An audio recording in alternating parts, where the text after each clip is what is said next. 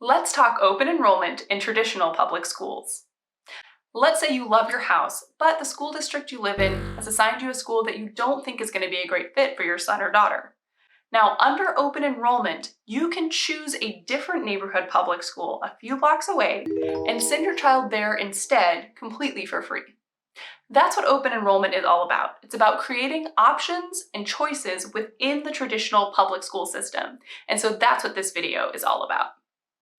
At School Choice Week, our job is to raise awareness about all the forms of education options that exist, from traditional public schools to public charter schools, public magnet schools, online schools, private schools, and homeschooling. We don't have a favorite. We think it's important that parents know about all their options so that they can make an informed decision about what's going to work best for their child and their family. So, without further ado, let's get into what you need to know about traditional public school open enrollment.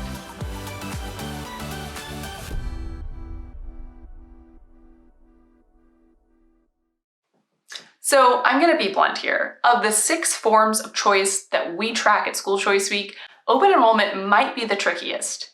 And that's because things differ not just from state to state, they differ from school district to school district within a state, and often between schools within the same school district. Now, that doesn't mean it's not worth exploring, but it does mean that you're going to have to put in a little bit of extra effort if this is the form of school choice for you. Ultimately, you may need to talk directly to your school district themselves or to the school you want to choose to get all the information you need to choose that school. So what exactly is open enrollment? Well, you may hear it referred to as public school choice or school of choice, depending on where you live, but it's all the same thing. It's choosing a neighborhood public school other than the one to which you are assigned as your school choice. And almost every state has some form of open enrollment available. In some places like Florida, it is unrestricted, so you can choose any public school in any school district for your family. In other states like Michigan, there are some families or areas where it is a definite option, and everywhere else in the state, it's a voluntary thing that school districts or schools choose to participate in. And then in a lot of other states like Texas, the whole scope of open enrollment is voluntary, so it's a case-by-case basis whether your school district or your school is going to be participating in open enrollment. So it really, really depends. So what's the difference between InterDistrict and IntraDistrict open enrollment? Well, if you've seen policies broken down along these 2 lines, you'll notice that they often are very different. Intra-district open enrollment is when you're choosing a school that's within the same school district you are assigned, but it's not the individual school you are assigned to. And inter-district open enrollment is when you're choosing a school that's outside of the school district in which you live. Now, in inter-district open enrollment, you'll often have school districts making agreements together about things like transportation or funding, so that can get a little bit more complicated.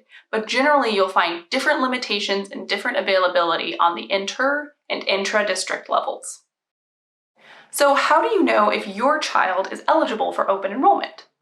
Well, we recommend you start at the state-by-state breakdown we've put together on our website, which we'll link below. From there, that information is going to guide your next step. If it's unrestricted in your state or it's required for families who meet certain criteria and you meet those criteria, your state Department of Education likely has some information online that'll tell you exactly how to get started.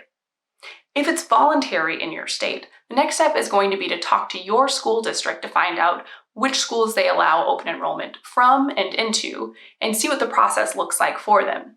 And lastly, if you already know what that school is that you'd like to open enroll in, go ahead and reach out to them, let them know where you'd be transferring from, and they may have had students do so in the past and be able to offer you some helpful tips. So what happens with transportation if you're using open enrollment? Well, that's a huge factor for families, and it does vary state by state. In a lot of cases, if you've chosen an intra-district open enrollment option, you may still be able to get involved with the bus routes that run through your neighborhood or your community. But if you've chosen an inter-district option, it's less likely that they're going to be able to provide transportation to you, and oftentimes parents are required to provide it themselves. But there are exceptions to that. In some states, if it's a low-income family or a student who meets certain criteria, the state will either reimburse the cost of transportation or they'll provide it directly themselves. So it really depends on your situation, but we've tracked all of that in our state-by-state breakdown that's linked below, so head there to find out more. So that's it. your crash course in open enrollment in traditional public schools. Make sure you check out the links below, especially the state-by-state breakdown we have in our ultimate guide on our website. That's going to give you the next steps you need, depending on where you live, to move forward with this form of school choice. If you found this video useful, please make sure you hit the like button before you leave, subscribe to our channel for more education updates like this, and share this video with parents who may be wondering the same thing. We'll see you later.